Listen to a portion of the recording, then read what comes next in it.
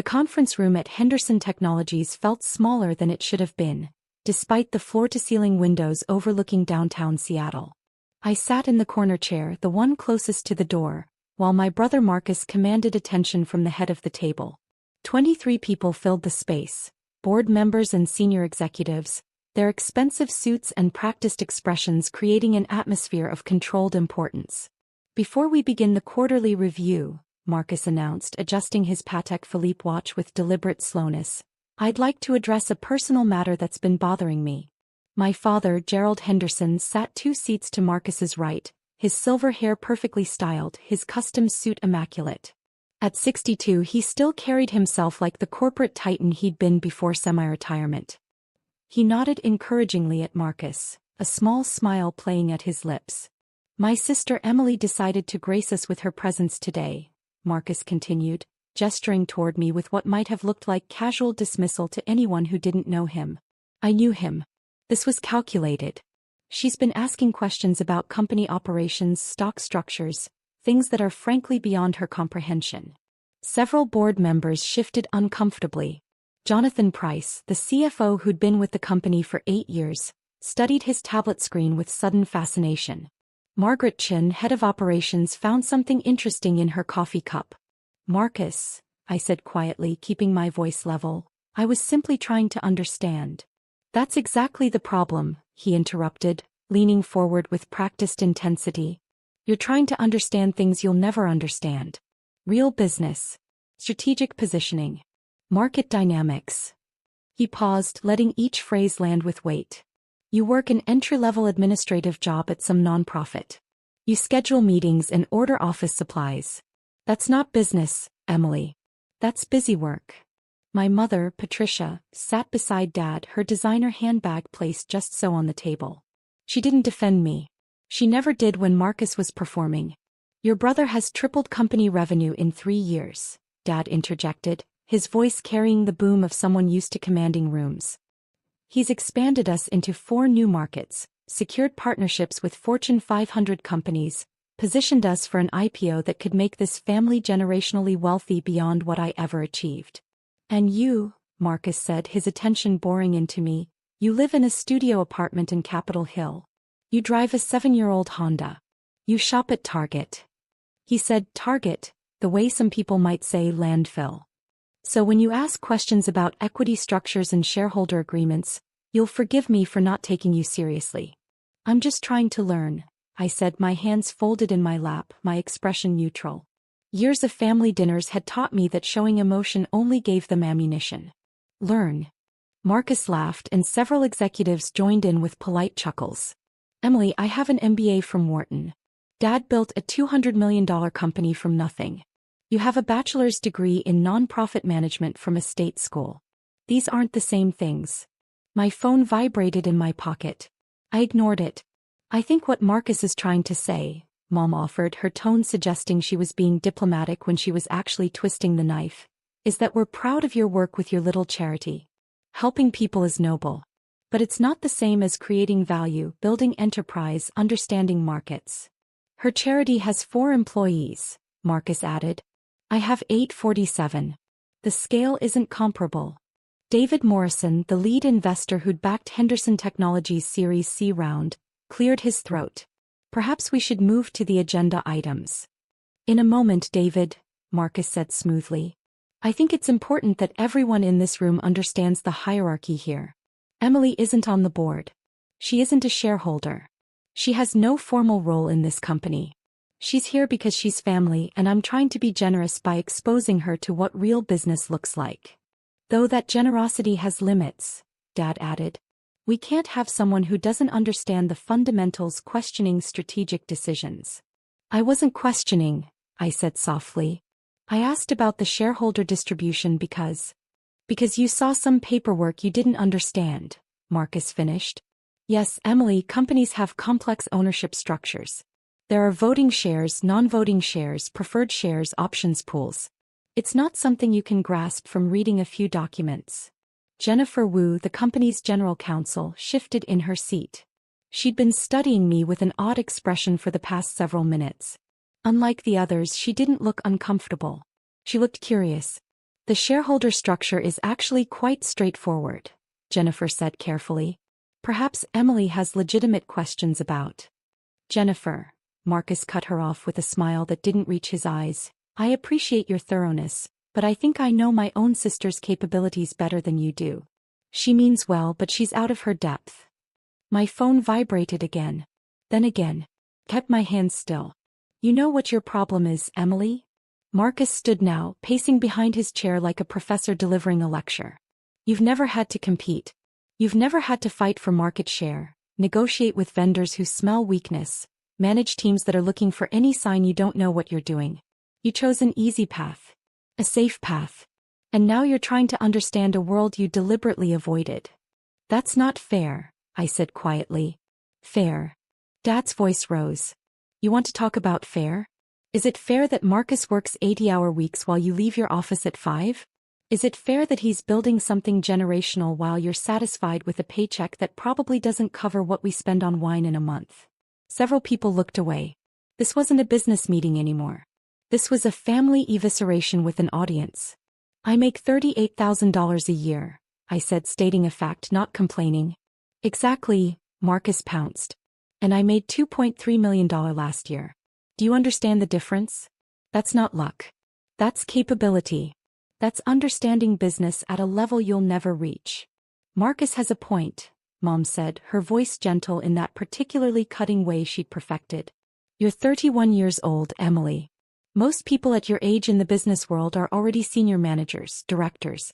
You're still doing administrative work. We're not being cruel. We're being realistic. My phone was vibrating continuously now. Whoever was calling wasn't giving up. Answer your phone, Marcus said, checking his watch again. Probably someone calling about copier maintenance or something equally critical. I pulled out my phone. The screen showed 8 missed calls from Richard Ashford and 3 from Chin Wei. Both names would mean nothing to anyone in this room except Jennifer Wu, who'd gone very still, her eyes fixed on my phone screen from across the table. I should take this, I said quietly. Of course you should, Marcus said. Well, wait. I'm sure your emergency involves someone's travel reimbursement or a scheduling conflict for a meeting room. I stood and walked to the corner of the room by the windows. Richard Ashford's number appeared again. I answered. Ms. Henderson, Richard's British accent was crisp with urgency. I've been trying to reach you for 40 minutes. Chin Wei is on the line as well. We have a situation that requires immediate authorization. I'm in a meeting, I said quietly. I understand, but this can't wait. The Phoenix Holdings acquisition is moving forward ahead of schedule. The Singapore group is pressuring for a decision on the Henderson Technologies position. We need to know whether you want to proceed with the full sale of your stake or maintain majority control. Behind me, I could hear Marcus resuming his presentation about quarterly projections, his voice confident and commanding. How much time do I have? I asked. They want an answer within 2 hours. Given the current valuation at $268 million, your 67% stake represents approximately $180 million. But if Phoenix completes their acquisition first, your control position becomes significantly more valuable. Chin Wei calculates potential value at $340 million within 18 months if you maintain control and exercise certain options. I closed my eyes briefly. 18 months of planning was accelerating faster than anticipated. Ms. Henderson? Richard prompted. Schedule an emergency board call for 3 hours from now, I said. I'll need Chin Wei, the Phoenix Holdings team, and our legal counsel. Your brother's meeting will still be in progress, Richard noted. I know. Shall I send the standard NDA warnings to everyone who'll be present? Yes. And Richard? Send the full Henderson Technologies ownership documentation to Jennifer Wu at this address.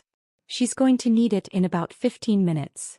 I ended the call and returned to my seat. Marcus was deep into a PowerPoint presentation about expansion into the Portland market, his laser pointer highlighting growth projections. Everything okay? He asked without pausing his presentation. Did they run out of sticky notes? A few people laughed.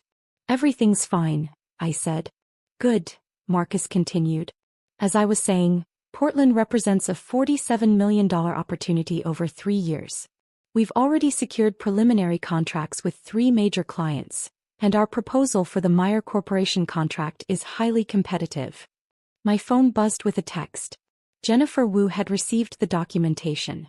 I watched her open the email on her tablet, watched her eyes widen slightly as she began reading. The Portland expansion will require approximately $8 million in initial capital, Marcus explained, which we'll source from our Series D round that closes next month. The valuation puts us at $268 million post-money, which positions us perfectly for the IPO we're targeting for next year. Jennifer was reading faster now, scrolling through page after page.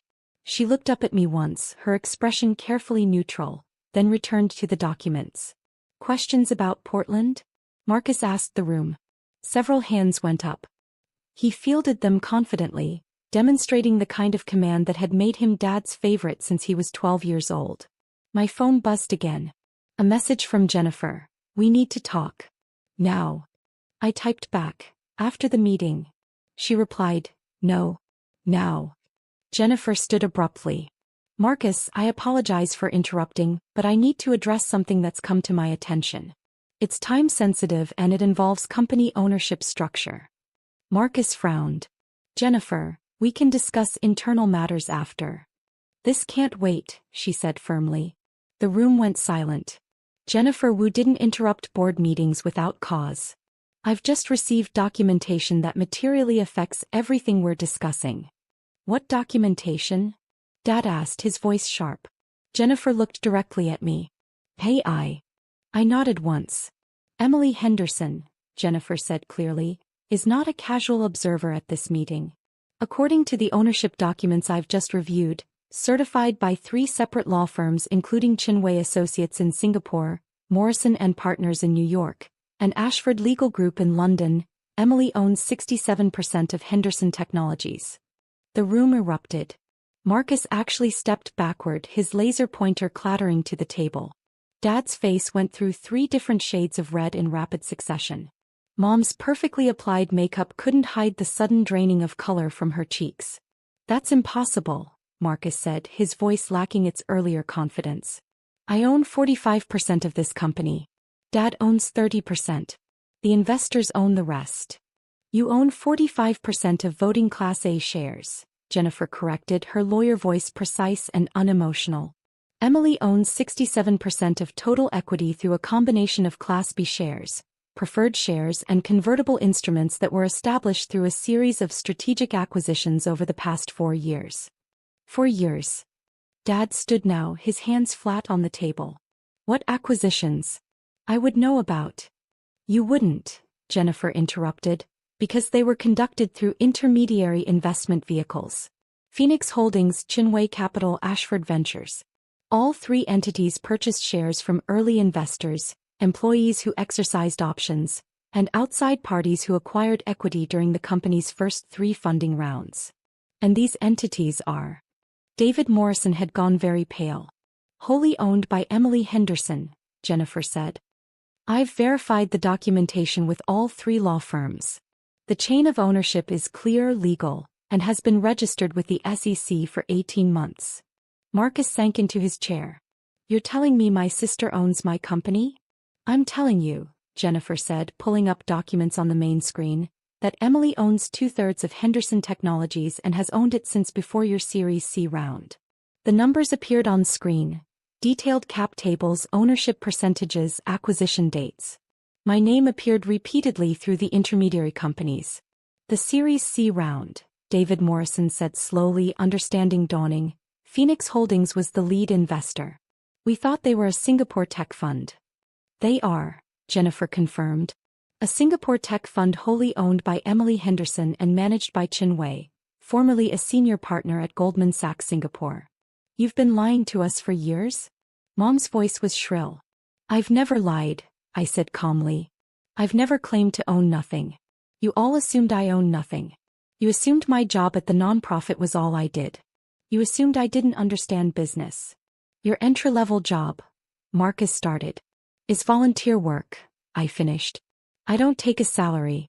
I founded the organization 6 years ago, funded it personally, and it now operates in 14 states with 83 employees, not 4. But none of you ever asked. Dad's face had moved past red into a concerning purple. If you own 67% of this company, then every decision we've made required my approval, Jennifer confirmed, which Emily provided through her designated representatives on the board. Phoenix Holdings has had 2 board seats for 18 months. You've been voting with them on every major decision. The IPO, Marcus whispered. If Emily owns 67%, then the IPO would make her current pre-money valuation is $268 million, David Morrison calculated out loud, his investor's brain automatically running numbers even in shock. Post-IPO we're projecting $800 million to $1.2 billion. 67% of $1 billion is $670 million, I said quietly. Give or take. The silence in the room was absolute. Through the windows, Seattle went about its business, oblivious to the bomb that had just detonated on the 43rd floor.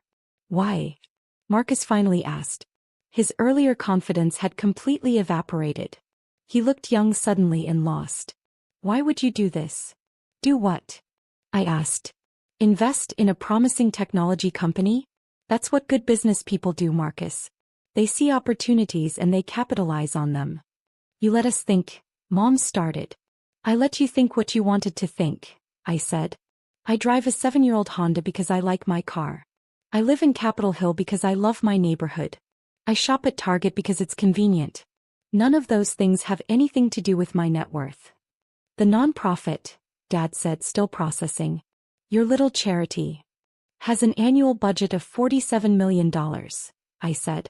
It's not little. It's just not something you ever bothered to learn about. Jennifer was advancing through more slides now, pulled from the documentation I'd had Richard send her. Emily's investment portfolio extends beyond Henderson Technologies. She has majority or significant stakes in 12 companies across tech, healthcare, and renewable energy. Her net worth, as of this morning's valuations, is approximately $890 million. Almost $1 billion, Marcus said numbly. And you let me, he continued, his voice rising, you let me stand here and lecture you about business? You let me mock your career, your income, your capabilities. Yes, I said simply. Why? Because I wanted to see how far you'd go, I said, my voice still calm. I wanted to see if anyone in this family would ever think to ask me about my life rather than assume they understood it. 4 years, Marcus. 4 years of family dinners where you talked about your deals, your successes, your brilliant strategies. 4 years where I asked questions and you treated them like a child asking about adult matters. You were humiliating us, Mom said, her voice sharp. No, I corrected. You were humiliating yourselves. I was just watching. My phone rang again. I checked the screen. I need to take this. It's Chin Wei. Wait, Dad commanded, using the voice that had made executives jump for decades. You can't just drop this bomb and leave. I can actually, I said, already standing. I own 67% of this company, which means I can do essentially whatever I want. But to address your concern, I'm not leaving.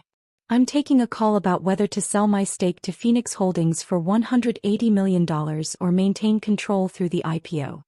Sell? Marcus jerked upright. You can't sell. If Phoenix already owns your shares and they're buying more, then they'd own over 90% of the company, David Morrison finished. They could force a buyout of all remaining shareholders at their chosen price. Which would mean, Jennifer added, that everyone in this room with equity would be cashed out at Phoenix's valuation, not the IPO valuation. That's tens of millions of dollars in difference, Dad said, the calculation hitting him. Marcus's stake would be worth significantly less, I confirmed. About 60% less than the IPO scenario. But it would be clean, quick, and you'd all be out of the company within 6 months. You wouldn't, Marcus said, but uncertainty flooded his voice. I'm considering it, I said honestly. Phoenix Holdings has been pushing for full acquisition for 6 months. I've been resistant because I believed Henderson Technologies had strong leadership and significant growth potential. But this morning's meeting has given me doubts about the leadership assessment. Because we didn't know you owned the company? Mom demanded. That's vindictive. No, I said, because you demonstrated that you make assumptions without verification, that you value appearance over substance, and that you're willing to publicly humiliate someone you believe has no power. Those are concerning leadership qualities. I answered the phone. Chinwei, give me one moment. I muted it and looked at the room. I'm going to take this call in the executive office down the hall. It will last approximately 30 minutes. During that time, you might want to discuss how you'd like to proceed. Proceed with what? Dad asked. With your employment, I said simply. Marcus, you're the CEO, but I'm the majority shareholder. I have the right to replace you at any time for any reason. Dad, you're chairman of the board, but I control 67% of the votes. I can reconstitute the board with a single shareholder resolution. Mom, you're not employed by the company, so this doesn't affect you directly, but your family's financial future is very much on the table. You're threatening us, Marcus said. I'm informing you of the situation, I corrected. Whether it's a threat depends entirely on how you choose to interpret it and respond to it. I walked to the door, then paused. One more thing. When I come back from this call, I'm going to ask for your recommendation on whether I should sell to Phoenix or maintain control through the IPO. Your answer will tell me a lot about whether you understand business, Marcus. Whether any of you do. I left them there, their faces a mixture of shock, anger, and calculation. The executive office was empty, a small space with a desk and a chair and windows overlooking the city. I unmuted my phone. Chinwei, I'm sorry for the delay. No apology necessary, her crisp voice replied. Chinwei was 53, brilliant and utterly without patience for nonsense. I assumed the board meeting became interesting? You could say that. Richard and I have been modeling both scenarios. If you sell to Phoenix now, you walk away with $180 million liquid. Clean exit, no further involvement. If you maintain control through IPO, best case scenario puts you at $670 million in 18 months. But you remain entangled with your family's company and all the complications that entails. And if the IPO underperforms? Worst case realistic scenario still puts you at $380 million. The company fundamentals are sound despite your brother's theatrical management style. But Emily, this isn't really a financial question, is it? No, I admitted. This is about whether you want to punish them or prove something to them. And I'll tell you what I tell all my clients. Neither punishment nor proof should drive investment decisions. Then what should? What serves your interests? What moves you toward your goals? Your family's opinion of you should not be a factor in a $180 million decision. Through the office window, I could see Elliott Bay, ferries cutting white lines across blue water. Seattle spread out below, thousands of lives being lived by people who had no idea a woman in a corner office was deciding the financial fate of hundreds of employees and her entire family. The nonprofit could do a lot with $180 million, I said. It could, Chinwei agreed. You could expand to all 50 states, triple your impact, help tens of thousands more people. That's a valid consideration. Or I could maintain control, guide the company through IPO, potentially end up with much more money and much more ability to create change. Also valid. But I'd have to work with Marcus, with Dad, with a board that just watched them humiliate me. Yes. Though I suspect that particular dynamic would be considerably different going forward. I laughed despite myself. That's an understatement. What does your instinct tell you? I thought about Marcus's face when Jennifer revealed the ownership structure. About Dad's purple rage. About Mom's shock that her disappointing daughter wasn't disappointing at all, just disappointing to them. I think, I said slowly, that I want to see what they do in the next 30 minutes. Interesting choice, Chinwei said. I'll prepare documents for both scenarios. Call me when you decide. I ended the call and sat in the executive office chair, swiveling to face the window. My phone buzzed with text. Jennifer, they're arguing. Then, your father is demanding we verify everything. Then, Marcus is very quiet. That might be worse. 28 minutes later, I walked back to the conference room. The atmosphere had changed completely. Everyone sat in their seats, but the casual confidence from before had been replaced with something else. Calculation. Fear. Respect maybe, though I wasn't sure I wanted that from these people. Marcus stood when I entered. The gesture was unfamiliar, foreign. He'd never stood when I entered a room in his life. Emily, he said, his voice carefully controlled, we'd like to apologize. That's not what I asked for, I said, returning to my seat. I asked for your recommendation on the Phoenix sale. Don't sell, Marcus said immediately. The company is worth more in the IPO scenario. Significantly more. You'd be leaving hundreds of millions on the table. That's your professional opinion? I asked. Yes. And the fact that selling would cash you out at a significantly lower valuation has nothing to do with that opinion? He had the grace to wince. It's a factor, he admitted. I won't pretend it isn't. But it's also true. Henderson Technologies is positioned for explosive growth. The Portland expansion is just the beginning. We have Seattle, San Francisco, and Austin already producing strong revenue. Portland adds another major market. Then Denver, Phoenix, Chicago. Within 3 years, we could be the dominant player in our space. I noted. Interesting pronoun choice. You own the company, Marcus said. I'm the CEO you hired essentially, even if that hiring happened indirectly. And if I choose to unhire you? The room held its breath. Then I'd be disappointed, Marcus said, because I've spent 3 years building something I believe in. But I'd understand. I'd deserve it actually for how I spoke to you today. Gerald. I turned to my father. Your thoughts? Dad looked older than he had an hour ago. I think I've underestimated you, he said quietly. Badly. I think I've spent 31 years seeing what I expected to see rather than what was actually there. That's not a recommendation on the Phoenix sale, I pointed out. Don't sell, he said. Not because of me, not because of Marcus. Sell because Chinwei is right, you could do more good with more money. The IPO path gives you that. But it also gives me 2 more years dealing with this family in a business context, I said. It does, Dad acknowledged. And I can't promise that will be easy or pleasant. But I can promise that things will be different going forward. Different how? With you in your proper place, Dad said. As the owner. The ultimate authority. Not as the daughter we dismissed but as the businesswoman who outsmarted all of us. I turned to Jennifer. Legal opinion? The sale makes sense if you want a clean exit, Jennifer said. Maintaining control makes sense if you want to build something. Both are defensible choices. Though I'll note that Phoenix Holdings would likely replace the entire executive team if they take full control, so you'd be condemning everyone in this room to unemployment. Including yourself, I observed. Including myself, she agreed. Though I'd land on my feet. I'm more concerned about the 847 employees who aren't in this room, who had nothing to do with today's humiliation, who'd lose their jobs or face massive uncertainty under new ownership. That was the consideration that mattered. Not Marcus's stake, not Dad's pride, not even my own satisfaction at watching them sweat. 847 people, most of whom I'd never met, whose livelihoods depended on Henderson Technologies continuing to exist. I'm not selling to Phoenix, I said. Relief flooded the room like a physical thing. But, I continued, things are going to change. Marcus, you're good at your job. The growth numbers prove it. But you're going to have oversight now. Real oversight. Jennifer, I want monthly reports on all major decisions. David, your board seats stay, but I'm adding 3 more board members.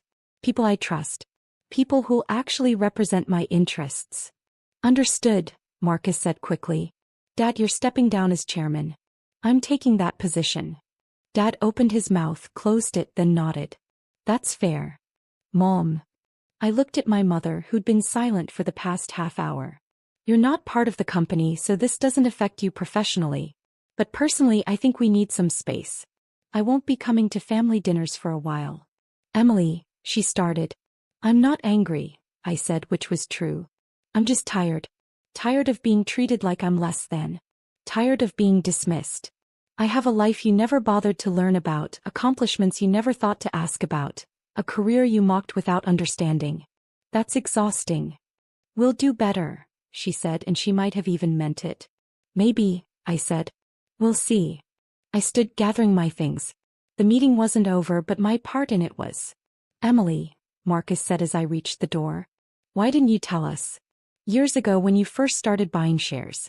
Why didn't you just say something? I considered the question. Because I wanted to see if you'd figure it out, I said finally. I wanted to see if any of you would notice that the Phoenix Holdings representative at board meetings looked exactly like the woman in my college graduation photos that still sit on Mom's piano. I wanted to see if Dad would recognize my investment strategy as identical to his own early career. I wanted to see if you, Marcus, would ever wonder where I got the money to donate $2 million to your company's charity foundation last year. You donated. Marcus stopped. The anonymous donor. Not that anonymous, I said. The paperwork had my signature. You just never looked. I left them there processing. Jennifer followed me into the hallway. That was impressive, she said. That was exhausting, I corrected. Fair. For what it's worth, I think you made the right call not selling. The company is solid. Marcus is actually good at his job when he's not being an arrogant ass. With proper oversight, Henderson Technologies could be something really special. I know, I said. That's why I bought it in the first place. My phone rang again. Richard Ashford, probably wanting to know the outcome. I need to update my team, I told Jennifer. Can you send me the board meeting minutes once they're finalized? Of course. Though I suspect these will be the strangest minutes I've ever written. Item 4. Emily Henderson revealed to own the company. Chaos ensued. I smiled despite myself. Keep it professional, Jennifer. Always do. I took the elevator down 43 floors, walked through the lobby where the security guard nodded at me the same way he had when I entered. Just another visitor, nothing special, and stepped out into Seattle afternoon sun. My phone showed text from Chinwei. Heard you're maintaining control. Good choice. Richard, board call still scheduled? A message from my assistant at the nonprofit. Reminder. Youth Center opening tomorrow at 10 a.m. Press will be there. The Youth Center. Right. The project I'd spent 2 years funding and planning, the one that would serve 500 kids in underserved neighborhoods. The one my family didn't know about because they'd never asked what my nonprofit actually did. I texted back, I'll be there. Then I walked to my 7-year-old Honda, which started reliably like it always did, and drove back to my studio apartment in Capitol Hill, which had exposed brick and great light and cost $1,800 a month even though I could afford something 100 times more expensive. I could afford a lot of things. A bigger car. A bigger apartment. A different family. But I'd learned something my father and brother never understood. Having money and needing to prove you have money are two entirely different things. One is wealth. The other is insecurity. And I'd never been insecure about what I'd built. I'd only been disappointed that my family couldn't see it. Now they could. Whether they'd learn anything from it remained to be seen. My phone buzzed one final time. A text from Marcus. I'm sorry. Really. And not just because you own the company. Because I was cruel. Because I should have known better. Because you're my sister and I failed you. I stared at the message for a long time. Then I typed back, I know. Not forgiveness. Not yet. But acknowledgement. It was a start.